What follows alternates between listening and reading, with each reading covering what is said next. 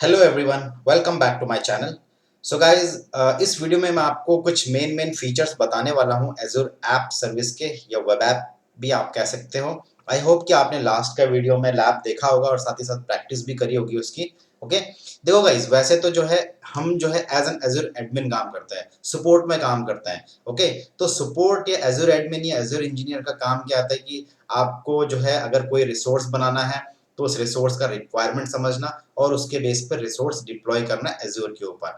बाकी उसके अंदर का जो कॉन्फ़िगरेशन है वो डेवलपमेंट टीम का है। अभी जैसे मान लो आपने एक वेब ऐप होस्ट किया, तो आपने रिक्वायरमेंट समझा, उसके बेस पे आपने वेब ऐप बना दिया। अब जो कोड पुश करना, डिप्लॉय करना, ये जो है डेवलपमेंट टीम का या एप्लीकेशन टीम का काम है। बट मैंने आपको डेमो में जस्ट दिखाया कि आपको एक आइडिया आ जाए कि भाई अगर आप लैब करना आपको और आपको कोड पुश करना है, तो कैसे वेब ऐप के ऊपर करते हैं। ओके? तो चलो चलते कुछ ऐप सर्विस के कुछ फीचर्स के बारे में। मैं ऐप सर्विस चूज़ करता हूँ और ये जो है मैंने लास्ट लैब में बनाया था माय फर्स्ट वेब ऐप करके। इसको ओपन करता हूँ। अब यहाँ पर देखो, यहाँ पर आपको ब्राउज़ का ऑप्शन आता है। ब्राउज़ का मतलब क्या है कि आपको अपनी वेबसाइट ब्राउज़ करनी है तो यहाँ से भी क्लिक कर सकते हो, या फिर आप ये यूआरएल से भी कर सकते हो। ओके, आप स्टॉप कर सकते हो, रीस्टार्ट कर सकते हो, डिलीट कर सकते हो। ओके, उसके बाद फिर ये पोर्शन तो आपको पता ही है, एक्टिविटी लॉग्स आता है, ये एक्सेस कंट्रोल है जो परमिशन से रिलेटेड है। ओके, टैग्स का है। डायग्नोस एंड सॉल्व करके एक टैब आता है इसमें कि अगर मान लो आपके वेब ऐप में कुछ इशू आ रहा है परफॉर्मेंस से रिलेटेड, तो आप यहाँ से डायग्नोस कर सकते हो, जिससे ट्रबल शूट कर सकते हो। मतलब ये ट्रबल शूटिंग के पॉइंट ऑफ व्यू से है। ओके, कि अगर आपको मान लो माइक्रोसॉफ्ट में केस रेज करना है, कुछ इशू आया और आपको नहीं समझ में आ रहा है, तो सबसे पहले माइक्रोसॉफ्ट में केस रेज करने से पहले आप यहाँ पर डायग्नोस एंड सॉल्व प्रॉब्लम में जाके ट्रबल शूट कर सकते हो। अलग अलग यहाँ पर माइक्रोसॉफ्ट ने टूल्स दे रखे हैं, जैसे अवेलेबिलिटी परफॉर्मेंस के लिए टूल दे रखा है, कॉन्फ़िगरेशन मैनेजमेंट के लिए टूल दे रखा है, एसएसएल या डोमेन रिलेटेड कुछ इशू है, अगर आपने इसमें कुछ मैप किया हुआ है, कस्टम डोमेन्स बना रखा है, तो वो ट्रबल शूट कर सकते हो। रिस्क मैनेजमेंट का दे रखा है, नेविगेटर ये प्रीव्यू मोड में है अभी, डायग्नोस्टिक टूल्स दे रखे हैं, तो आप यहाँ से ट्रबल शूट कर सकते हो और खुद ही जो है इन्वेस्टिगेट कर सकते हो इशू को कि इशू कहाँ पर है। ओके, उसके बाद फिर डिप्लॉयमेंट में आपका डिप्लॉयमेंट स्लॉट्स आता है, ये मैं आगे जाके बताऊंगा आप लोगों को। डिप्लॉयमेंट सेंटर्स आता है। डिप्लॉयमेंट सेंटर में कैसा होता है कि जैसे अभी आपको जो है कंटिन्यूस इंटीग्रेशन या कंटिन्यूस डिलीवरी, अगर आपको CI/CD के थ्रू वेब ऐप कॉन्फ़िगर करना है या डिप्लॉय करना है या कोड पुश करना है वेब ऐप के ऊपर, तो इतने सारे ऑप्शंस माइक्रोसॉफ्ट आपको दे रहा है कि आप एज़्योर डेवऑप्स के थ्रू भी कर सकते हो, गिटहब के थ्रू भी पुश कर सकते हो, बिटबकेट के थ्रू भी कर सकते हो, लोकल गिट के थ्रू भी कर सकते हो। मैनुअल डिप्लॉयमेंट आपको जैसे कि एफटीपी हमने यूज किया कि भाई हाँ, ये मैनुअल काम किया हमने, ये आपका ऊपर वाला पोर्शन है जो ऑटोमेशन से रिलेटेड है कि एज़ोर डेवऑप्स के थ्रू, गिटहब के थ्रू, लोकल गिट के थ्रू। और ये आपका मैनुअल डिप्लॉयमेंट है, जैसे हमने इसमें एफटीपी यूज किया, हमने एफटीपी के लिए क्लाइंट डाउनलोड किया, उसको उसका एफटीपीएस एंड पॉइंट और आईडी और पासवर्ड से कनेक्ट किया और अपनी कोड की एप्लीकेशन की जो फाइल्स थी मूव करी, तो ये मैनुअल डिप्लॉयमेंट हो गया। ओके, फिर आता आपका नीचे कॉन्फ़िगरेशंस। कॉन्फ़िगरेशंस में आपका वेब ऐप का कॉन्फ़िगरेशंस रहता है, जैसे कि आपका आता है पहले एप्लीकेशन सेटिंग। एप्लीकेशन सेटिंग में आपका आता है एप्लीकेशन सेटिंग्स और दूसरा आता है कनेक्शन स्ट्रिंग्स। तो जस्ट आपकी अंडरस्टैंडिंग के लिए कि एप्लीकेशन सेटिंग्स होती है एक तरह से आपका एनवायरनमेंट वेरिएबल होता है, जैसे आप विंडोज में एनवायरनमेंट वेरिएबल सेट करते हो, राइट, या लाइनक्स में कहीं पर सेट करते होंगे आप। तो जो इन्वायरमेंट वेरिएबल्स आप सेट करते हो सेम वेब ऐप के लिए आपको यहाँ पर एप्लीकेशन टीम ने अगर कुछ बोला है कि भाई अपने को एक इन्वायरमेंट वेरिएबल सेट करना है, तो यहाँ पर आप एप्लीकेशन सेटिंग में कर सकते हो। कनेक्शन स्ट्रिंग, अगर आपको मान लो इस वेब ऐप को किसी सीक्वल सर्वर के साथ या कॉस्मोस डीबी या माई सीक्वल सर्वर के साथ कनेक्ट करना है, तो आप कनेक्शन स्ट्रिंग बना के प्रोवाइड कर सकते हो। फिर आता है आपका जनरल सेटिंग्स। जनरल सेटिंग में आपका देखो स्टैक आ रहा है कि डॉटनेट का है, अगर आपको मान लो फ्यूचर में डॉटनेट पे अपनी एप्लीकेशन रन ना करके किसी और लैंग्वेज में रन करनी है, तो आप यहाँ से चेंज कर सकते हो। ये देखो, फिर ये आपका ESP का आ गया। प्लेटफॉर्म सेटिंग्स आपका 32 बिट दिख रहा है यहाँ पर। अब ये यहाँ पर 64 बिट भी आता है, लेकिन मेरा जो वेब ऐप बनाया है, ऐप सर्विस जो प्लान है वो मेरा फ्री है, इसीलिए मुझे यहाँ पर सिर्फ 32 बिट ही दिख रहा है, यहाँ पर 64 बिट का भी आता है। फिर मैनेज्ड पाइपलाइन वर्जन आपका इंटीग्रेटेड क्लासिक करके है। FTP स्टेट आ रहा है, HTTP वर्जन ऑलवेज ऑन करके आ रहा है। ऑलवेज ऑन अगेन जो है, ये यहाँ पर मुझे ऑप्शन नहीं दे रहा है ऑन ऑफ करने का, क्योंकि मेरा फ्री वाला ऐप सर्विस प्लान है। ऑलवेज ऑन का मतलब होता है कि मान लो अगर आपने ये बाय डिफॉल्ट ऑफ रहता है, इसका मतलब ये है कि आपका ऐप सर्विस है और मान लो वो ऐप सर्विस किसी ने वो एप्लीकेशन एक्सेस नहीं करी, कुछ टाइम के लिए एक्सेस नहीं करी, तो आइडल हो जाती है एप्लीकेशन।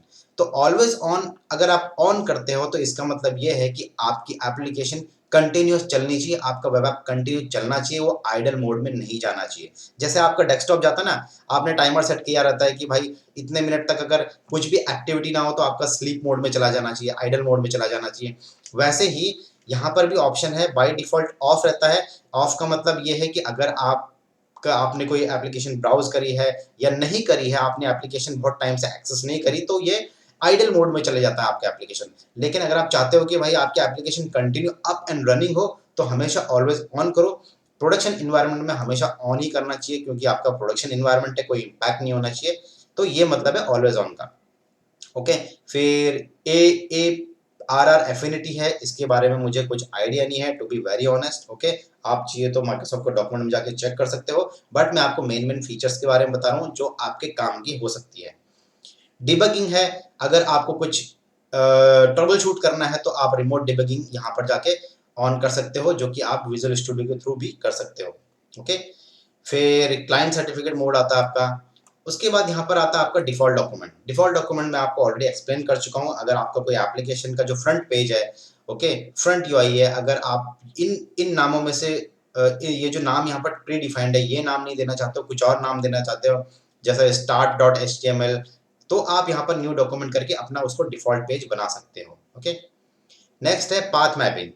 पाथ मैपिंग में ये आता है कि हैंडलर मैपिंग आता है और वर्चुअल एप्लीकेशन डायरेक्टरी आता है। हैंडलर मैपिंग के बारे में तो गाइज मुझे कुछ आइडिया नहीं है टू बी ऑनेस्ट, बट हमारे जो काम का है, अपने काम के लिए वर्चुअल एप्लीकेशन डायरेक्टरीज है। तो ये वर्चुअल एप्लीकेशन डायरेक्टरीज का मतलब क्या है कि आप जो है इस एप्लीकेशन को एक वर्चुअल डायरेक्टरी भी दे सकते हो। वर्चुअल डायरेक्टरी का मतलब क्या है कि अगर मान लो ये ऐप सर्विस आपने बनाया है और एक ऐप सर्विस प्लान के साथ मैप किया है, और मान लो आप उस ऐप सर्विस प्लान में एक से ज़्यादा वेबसाइट चलाना चाहते हो, जैसे आप विंडोज़ में आईएस बनाया, अब ऐसा तो है नहीं कि आपने एक विंडोज सर्वर बनाया तो एक ही एप्लीकेशन चलाओगे, आप एक से ज़्यादा एप्लीकेशन भी चला सकते हो। तो आप वर्चुअल डायरेक्टरी बनाते हो वहाँ पर, राइट, अलग अलग नाम का एक फोल्डर बनाते हो और उसका वर्चुअल डायरेक्टरी बनाते हो। तो वैसे ही इस वेब ऐप में भी आप वर्चुअल डायरेक्टरीज बना सकते हो, यानी कि इसका मतलब ये है कि आप एक से ज़्यादा एप्लीकेशन भी रन करा सकते हो। अभी जैसे मैं एक एग्जांपल देता हूँ छोटा सा, ये मेरा डिफ़ॉल्ट है जो मेरा आ रहा है। अब मैं एफटीपी में जाता हूँ तो आपने देखा होगा कि यहाँ पर www रूट के अंदर मैंने सारी फाइल्स उठा के दी है। यहाँ पर जो उसके अटेंडेंस पोर्टल के अंदर जो फाइल्स थी वो मैंने यहाँ डाली है। अगर मैं ये पूरा डालूँ यहाँ पर फोल्डर, तो वो भी मैं दिखाता हूँ। मैं सबसे पहले इसको डिलीट मार देता हूँ राइट हैंड साइड में। एक बार पहले रिफ्रेश कर लेते हैं इसको। तो ओके, ये कनेक्टेड ही है। अब मैं क्या करता हूँ, ये सारी फाइल्स ना यहाँ से पहले डिलीट मार देता हूँ। ओके, ये एक मेथड था कि मैंने अंदर के जो कंटेंट थे, जो फाइल्स थी एप्लीकेशंस की, वो मैंने यहाँ पर मूव करी थी। ओके, अब दूसरा मेथड मैं आपको बता देता हूँ। यहाँ पर डाउनलोड्स में जाता हूँ, अटेंडेंस पोर्टल में जाता हूँ। अब ये फोल्डर मैं यहाँ पर उठा के डालता हूँ, तो मैं इसको वही ड्रैग करूँगा यहाँ पर, तो ये थोड़ा सा टाइम लेगा। ओके फ्रेंड्स, तो आप देख सकते हैं रूट डायरेक्टरी में मैंने अटेंडेंस पोर्टल का जो फोल्डर है, यानी कि पहले मैंने क्या किया था, पूरे कंटेंट्स डाले थे, लेकिन इस बार जो है मैंने सिर्फ फोल्डर ही उठा के डाला है। यानी कि ये सिनेरियो ये पकड़ के चलो आप कि मेरे इस वेब ऐप के ऊपर एक से ज़्यादा एप्लीकेशन होस्ट है। एक मेरा ये एप्लीकेशन है, इसके बाद आप एक और ऐड कर सकते हो फोल्डर बना के, फिर एक और ऐड कर सकते हो। अब इसका पाथ मैपिंग का मतलब क्या है, यहाँ पर कि एक न्यू वर्चुअल डायरेक्टरी बनाऊंगा मैं, इस पर क्लिक करूंगा, एक वर्चुअल पाथ दूंगा, एक नाम दे दूंगा कुछ भी। तो मान लो मैं लिख देता हूँ माय टेस्ट एप्लीकेशन, ऐसा एक नाम देता हूँ। ओके, या फिर demo application, demo demo app करके देता हूँ। अब ये तो वर्चुअल पाथ हो गया। ओके, वर्चुअल पाथ का मतलब कोई भी एक दूसरा नाम। ओके, जैसे हम डीएनएस में एक ए रिकॉर्ड बनाते हैं और एक सी नेम रिकॉर्ड बनाते हैं, तो सी नेम रिकॉर्ड क्या हो गया, एक तरह से आपका एलाइस रिकॉर्ड हो गया। वैसे ही यहाँ पर हमने एक वर्चुअल पाथ दिया है। ओके, अब फिजिकल पाथ, अपने को ये जो नाम हमने दिया है इसको अपने को फिजिकल पाथ से मैप करना है। तो फिजिकल पाथ कौन सा है मेरा, ये वाला पाथ है। कौन सा, ये देखो, /site/www रूट /अटेंडेंस पोर्टल। ये देखो, मैं आपको यहाँ पर ओपन करके दिखाता हूँ। ये देखो, ये मेरा फिजिकल पाथ हो गया। तो मैं इस पाथ को कॉपी करूंगा और पाथ मैपिंग पे जाऊंगा और यहाँ पर फिजिकल पाथ को एसोसिएट कर दूंगा। ये जो वर्चुअल पाथ है इसको मैंने लिंक कर दिया है किसके साथ, फिजिकल पाथ के साथ। अब मैं इसको ओके कर दूंगा। ये स्टार्टिंग में आई थिंक ये नहीं लगेगा शायद। कुछ तो इसमें इश्यू है। डेमो, ओके सॉरी, ये यहाँ पर जो है आपको फॉरवर्ड स्लैश दे रहा है, लेकिन यहाँ पर मुझे बैक स्लैश देना है, क्योंकि यहाँ पर एक एग्जांपल दिया हुआ है इसने, साइट बैक स्लैश, जो डिफॉल्ट यहाँ पर मैप है, तो मुझे बैक स्लैश करना पड़ेगा, और ये मैंने दे दिया।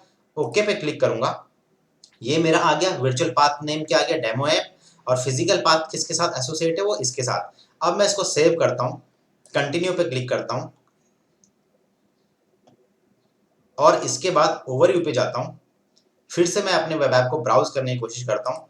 ब्राउज करूंगा तो मुझे एक एरर फेंकेगा, ये देखो, you do not have permission to view this directory और पेज। एरर क्यों फेंका, क्योंकि आपको याद होगा कि पहले मैंने जो था, ये अंदर के जो कंटेंट्स थे ना, ये मैंने रूट फोल्डर के अंदर डाले थे, लेकिन अब रूट फोल्डर के अंदर जब डाले थे तो वो डिफॉल्ट डॉक्यूमेंट जो था वहां से वो index.html उठा रहा था, लेकिन अभी रूट के अंदर तो कोई index.html, कोई डिफॉल्ट, कोई भी डिफॉल्ट डॉक्यूमेंट नहीं है। वो कहाँ है, वो एक फोल्डर के अंदर है। तो अपने को गाइज क्या करना पड़ेगा, अगर अपने को एप्लीकेशन एक्सेस करनी है और हमने पाथ मैपिंग किया हुआ है, तो अपने को फॉरवर्ड स्लैश, और हमने वर्चुअल पाथ क्या दिया था, डेमो ऐप करके एंटर मारूंगा, तो अब देखो मेरा वेब एप्लीकेशन एक्सेस हो गई। इसी तरह अगर आपके पास, अगर आप कोई और एप्लीकेशन होस्ट करना चाहते हो, तो फोल्डर कॉपी करो, और यहाँ पर पाथ मैपिंग में जाके, कॉन्फ़िगरेशन में जाके, पाथ मैपिंग में जाके आपको फिर एक और वर्चुअल डायरेक्टरी बनानी पड़ेगी यहाँ पर, और उसको उस पाथ से उसको लिंक करना होगा, फिजिकल पाथ से लिंक करना होगा। तो जब आप उस वेब एप्लीकेशन को एक्सेस करोगे, तो फिर उसका जो वर्चुअल पाथ नेम होगा, उस नाम, ये वो नाम आपको यहाँ पर चेंज करना पड़ेगा, तो आपकी एप्लीकेशन एक्सेस हो जाएगी। तो गाइस, कहने का मतलब है, पाथ मैपिंग में वर्चुअल एप्लीकेशन डायरेक्टरी का मतलब ये है कि अगर आपके वेब ऐप में एक से ज्यादा एप्लीकेशन आप चला रहे हो, तो आपको वैसे सिनेरियो में आपको वर्चुअल पाथ बना के उस फिजिकल पाथ के साथ मैप करके फिर उस यूआरएल के आगे वो वर्चुअल नेम डाल के आपको एक्सेस करना होगा, जैसे कि मैंने आपको यहाँ पर दिखाया। ओके, नेक्स्ट चलते हैं ऑथेंटिकेशन ऑथराइजेशन में। ऑथेंटिकेशन ऑथराइजेशन का मतलब होता है कि अभी क्या है, ये वेब एप्लीकेशन मेरी डायरेक्टली ओपन हो रही है, एनोनिमस एक्सेस बोलते हैं इसे, कोई ऑथेंटिकेशन, कोई आईडी पासवर्ड नहीं पूछा इसने। अगर आप चाहते हो आपकी वेब एप्लीकेशन और ज़्यादा सिक्योर करना चाहते हो, उसमें ऑथेंटिकेशन लगाना चाहते हो, तो इतने सारे ऑथेंटिकेशन प्रोवाइडर्स माइक्रोसॉफ्ट आपको प्रोवाइड करा रहा है। एज़्योर एक्टिव डायरेक्टरी कॉन्फ़िगर कर सकते हो, माइक्रोसॉफ्ट का कोई अकाउंट कॉन्फ़िगर कर सकते हो, फेसबुक की आईडी से कर सकते हो, गूगल की या ट्विटर की, इनमें से आप कोई भी ऑथेंटिकेशन मोड आप सेट कर सकते हो for security point of view. Okay, application insight जो है आपका एप्लीकेशन के जो यूआरएल से उनको मॉनिटर करने के लिए होता है। इसके बारे में मैं आगे जाके वीडियो बनाऊंगा, बट ये एक मॉनिटरिंग का पार्ट है। जो अभी तक आपने जो मॉनिटरिंग देखा होगा वो इंफ्रास्ट्रक्चर से रिलेटेड देखा होगा, लेकिन मान लो वेब ऐप आपने मॉनिटर कर सकते हो, लेकिन मान लो ये जो यूआरएल है, इस यूआरएल को अगर आपको मॉनिटर करना है कि यूआरएल मेरा चल रहा है नहीं चल रहा, तो उसके लिए एप्लीकेशन इनसाइट यूज होता है। ये एक छोटा सा ओवरव्यू बता रहा हूँ, आगे जाके मैं इसका ऊपर वीडियो बना के आपको बताऊंगा। ओके, आइडेंटिटी आता है आपका। आइडेंटिटी में इसका मतलब ये है कि इसमें सिस्टम असाइंड और यूजर असाइंड आता है। सिस्टम असाइंड का मतलब ये है कि अगर मान लो इस वेब ऐप को आप किसी दूसरे रिसोर्स के ऊपर परमिशन देना चाहते हो, कहाँ पर, एक्सेस कंट्रोल में, अगर मान लो कोई और रिसोर्स है, अगर उस रिसोर्स के ऊपर आप यहाँ पर इसको ऐड रोल असाइनमेंट में करना चाहते हो इस वेब ऐप को, तो उसके लिए आपको आइडेंटिटी में जाके पहले आपको सिस्टम असाइन में जाके ऑन करना पड़ेगा, तो ही जाके ये आपका जो है वेब ऐप, इस वेब ऐप को एज अ परमिशन आप ऐड कर सकते हो। यूजर परमिशन का मतलब है, यूजर असाइन का मतलब कि अगर आप इस वेब ऐप को किसी कीवर्ड पे, एज्योर कीवर्ड के ऊपर ऐड करना चाहते हो, तो आप उस सिनेरियो में इसको यूजर असाइन में क्लिक कर सकते हो, इसको इनेबल कर सकते हो, ये ऐड कर सकते हो। कोई कीवर्ड को अगर आप परमिशन देना चाहते हो इस वेब ऐप के ऊपर, तो आप यहाँ पर यूजर असाइन में सेट कर सकते हो। बैकअप्स, आप एज्योर वेब ऐप का बैकअप्स ले सकते हो। ओके, कस्टम डोमेन्स आप सेट कर सकते हो। अगेन, कस्टम डोमेन का मतलब मैं पहले भी कुछ वीडियोस में बता चुका हूँ। ये जो है, ये मेरा वेब ऐप जो है, अभी इसका जो डिफॉल्ट यूआरएल है वो है https://myfirstwebApp, जो कि मेरा वेब ऐप का नाम है, और उसके बाद .azurewebsite.net, ये इसका एजूर का डिफॉल्ट है। लेकिन कस्टम डोमेन का मतलब है कि आप इस वेबसाइट को अपने किसी कस्टम नाम से एक्सेस कराना चाहते हो, तो वैसे सिनेरियो में आपको यहाँ पर कस्टम डोमेन सेट करना होगा। ओके, फिर टीएलएस और एसएसएल सेटिंग्स है। यहाँ पर एचटीटीपीएस ओनली है, ऑन करना है, ऑफ करना है, मिनिमम टीएलएस वर्जन क्या रखना है आपको। ओके, सर्टिफिकेट बाइंडिंग करनी है, क्या करना है। नेटवर्किंग में जाते हैं। नेटवर्किंग में आपको जो है वीनेट इंटीग्रेशन आ रहा है कि मान लो आप इस वेब ऐप को अपने वर्चुअल नेटवर्क से ही एक्सेस करना चाहते हो। एग्जाम्पल के तौर पे मान लो आपका एक वर्चुअल मशीन है जो कि किसी वीनेट में कॉन्फ़िगर्ड है और उस वर्चुअल मशीन से ही आप इस एप्लीकेशन को एक्सेस करना चाहते हो, तो आप वीनेट एसोसिएट कर दो इसके साथ। ओके, ये होता है वीनेट इंटीग्रेशन। हाइब्रिड कनेक्शन का मतलब है कि अगर आप अपने ऑन प्रेमिसेस नेटवर्क से ही इस एप्लीकेशन को एक्सेस करना चाहते हो, मतलब पब्लिकली एक्सेस नहीं करना चाहते हो, सिर्फ ऑन प्रेमिसेस के नेटवर्क से ही एक्सेस करना चाहते हो, तो हाइब्रिड कनेक्शन कॉन्फ़िगर कर सकते हो। आप इसमें एज़्योर फ्रंट डोर और वेब एप्लीकेशन फायरवॉल भी आप सेट कर सकते हो। अगर आप चाहते हो कि एज़्योर सीडीएन कॉन्फ़िगर करना है तो आप एज़्योर सीडीएन कॉन्फ़िगर कर सकते हो। ये सीडीएन के ऊपर मैं ऑलरेडी वीडियो बना चुका हूँ कि कैसा होता है कि अगर आप अपनी एप्लीकेशन को बहुत सिक्योरली और बहुत ही फास्ट वे में एक्सेस करना चाहते हो तो आप एक कैशे सर्वर बनाते हो। तो सीडीएन एक जस्ट आपका एक कैशे सर्वर हो गया, कैशे सर्वर टाइप का आपका बिहेव करता है। तो आप एज़्योर सीडीएन कॉन्फ़िगर कर सकते हो। एक्सेस रिस्ट्रिक्शन आप कर सकते हो कि किसको ये एप्लीकेशन एक्सेस होनी चाहिए, किसको नहीं होनी चाहिए, आप यहाँ से कर सकते हो। स्केल अप, आपको अगर अपना app service plan scale up करना है, मान लो अगर इस वेब ऐप का यूटिलाइजेशन बहुत ज़्यादा हाई जा रहा है क्योंकि बहुत ज़्यादा रिक्वेस्ट आ रही है इस वेब ऐप के ऊपर, तो ऑब्वियसली आपके पास ऑप्शन क्या है कि आप वेब ऐप सर्विस प्लान को ऑटो स्केल अप कर दो। स्केल अप मतलब ये इसका हार्डवेयर और उसके साथ-साथ फीचर्स भी आपको दे देता है। ओके, अभी मान लो फ्री में मेरा यूटिलाइजेशन बहुत ज़्यादा है, तो मैं चाहिए तो B1 में कर दूँगा, बट अगर मैं B1 में करूँगा तो उसका कॉस्ट मुझे उस हिसाब से पे करना पड़ेगा। साथ ही साथ मुझे उसके साथ कुछ एडिशनल फीचर्स भी मिल रहे हैं। Okay, scale out, scale out का मतलब क्या है? अभी ये जो वेब ऐप है ये एक इंस्टेंस है, एक वेब ऐप है। अगर आप चाहते हो कि इसको स्केल आउट करना है, स्केल आउट का मतलब कि मान लो आपका एक वेब ऐप है जिसका मेमोरी यूटिलाइजेशन ज़्यादा जा रहा है और आप स्केल अप करने की बजाय आप स्केल आउट करना चाहते हो, मतलब एक से ज़्यादा इंस्टेंसेस बनाना चाहते हो, तो उसे कहते हैं स्केल आउट। इसका जो है मैं ऑलरेडी एक्सप्लेन कर चुका हूँ आपको वर्चुअल मशीन का, जो मैंने वर्चुअल मशीन ऑटो स्केल के ऊपर जो बनाया था video, virtual machine scale set के ऊपर जो बनाया था वहां पर मैंने एक्सप्लेन किया हुआ है। Okay, web jobs, web jobs का मतलब होता है कि आप अगर इस वेब ऐप के ऊपर कोई आपकी कस्टम स्क्रिप्ट अगर आपने बना रखी है वो रन करना चाहते हो तो आप वेब जॉब्स कॉन्फ़िगर कर सकते हो।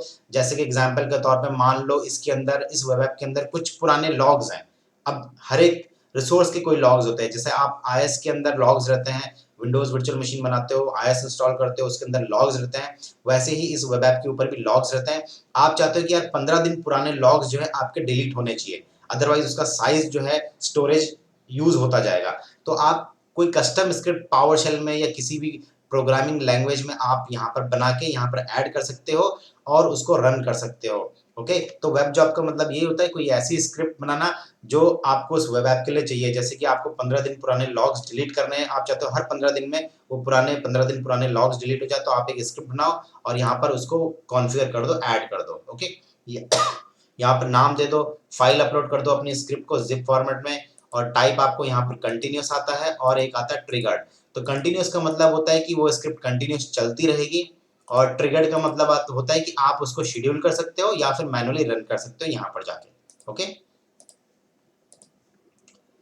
पुश का मतलब मुझे कुछ आइडिया नहीं है। माई इन ऐप, आई थिंक ये माई को कॉन्फ़िगर कर सकते हो शायद, इसका मुझे इतना आइडिया नहीं, बट जितना मैं समझ रहा हूँ कि इस वेब ऐप के साथ अगर आपको माई कॉन्फ़िगर करना है तो आप यहाँ से कर सकते हो। प्रॉपर्टीज, तो इसकी प्रॉपर्टीज हो गई हैं। फिर आता है आपका ऐप सर्विस प्लान। ये ऐप सर्विस प्लान है, जैसे कि मैं ओवरव्यू की वीडियो में बता चुका हूँ कि जब भी आप वेब ऐप बनाओगे तो उसके साथ एक ऐप सर्विस प्लान बनता है जो डिसाइड करता है कि उसका कॉन्फ़िगरेशन कैसा होना चाहिए। ओके, फिर आपका आता है क्लोन ऐप आता है, उसके बाद कंसोल आता है। कंसोल मतलब आप यहाँ से कंसोल ले सकते हो। अब ये कंसोल क्यों आ रहा है? क्योंकि ये इस ऐप सर्विस का जो प्लेटफॉर्म है वो ऑपरेटिंग सिस्टम जो है वो विंडोज है, इसलिए यहाँ पर आपको डी डायरेक्टरी में दिख रहा है। अगर आपका लाइनक्स रहेगा तो कंसोल नहीं आएगा, यहाँ पर आपका SSH करके आएगा। ओके, एडवांस टूल्स आएगा, यहाँ पर भी जाके ये देखो कंसोल में आएगा, तो अगर मैं dir करूंगा ना तो मुझे सारी फाइल्स दिखेंगी, ये देखो। फिर cd अटेंडेंस जो मेरा फोल्डर था वो करूंगा, dir करूंगा तो सारी की सारी फाइल्स दिख गई। ओके, लाइनक्स में SSH करके आता है यहाँ पर। एडवांस टूल्स, आपका अगर आपको कुछ ट्रबल शूटिंग करना है तो आप एडवांस टूल्स ओपन कर सकते हो। इस पे गो पे क्लिक करूंगा तो एक नया पेज खुलेगा और वहां पर आप कुछ डिबगिंग टूल्स हैं, जैसे कि एनवायरनमेंट है, डिबगिंग कंसोल आता है, CMD में आपको कुछ ढूंढना है, पावरशेल के थ्रू कुछ करना है, तो ये सब आ रहा है आपका। ओके, फिर एपीआई मैनेजमेंट है, ये मैं कभी फ्यूचर में इसके वीडियोस बनाऊंगा, फिलहाल मैं रहने देता हूँ। फिर ये मॉनिटरिंग सेक्शन है जो कि आपको मालूम है, और ये सपोर्ट एंड ट्रबल शूटिंग का। तो गाइज ये था वेब ऐप के ऊपर कुछ फीचर्स। आई होप कि मैंने कोशिश करी आपको जो मेन मेन फीचर्स हैं जो आपके काम आ सकते हैं। वैसे तो गाइज मैं फिर से बोल रहा हूँ, इस वेब ऐप के ऊपर कुछ भी बड़ा ऐसा काम नहीं है, बहुत ही सिंपल है। मैक्सिमम फीचर्स तो आप तभी यूज़ करोगे जब एप्लीकेशन टीम आपको वैसा बोलेगी कि भाई मुझे ये भी चाहिए, मुझे कस्टम डोमेन भी चाहिए, मुझे बैकअप भी चाहिए, या फिर मुझे पर्टिकुलर वर्चुअल नेटवर्क से ही एक्सेस कराना है, या फिर मुझे कोई वेब जॉब रन करना है, कोई स्क्रिप्ट रन करनी है, तो उसके बेस पर ही आप। But as an Azure admin आपको जस्ट ओवरव्यू पता होना चाहिए, भले आपको टेक्निकली ना आता हो उतना ज़्यादा, लेकिन आपको वेब ऐप कॉन्फ़िगर करना आना चाहिए, वेब ऐप के कुछ फीचर्स के बारे में आपको पता होना चाहिए। ओके, तो गाइज ये था एज़्योर वेब ऐप के कुछ फीचर्स के बारे में। आई होप कि ये वीडियो आपको अच्छा लगा होगा। वीडियो अगर समझ में आया हो तो प्लीज़ वीडियो को लाइक करो, शेयर करो और चैनल को सब्सक्राइब करो। तो इस वीडियो में इतना ही, मिलते हैं अगले वीडियो में एक नए टॉपिक के साथ। So guys, thanks for watching this video.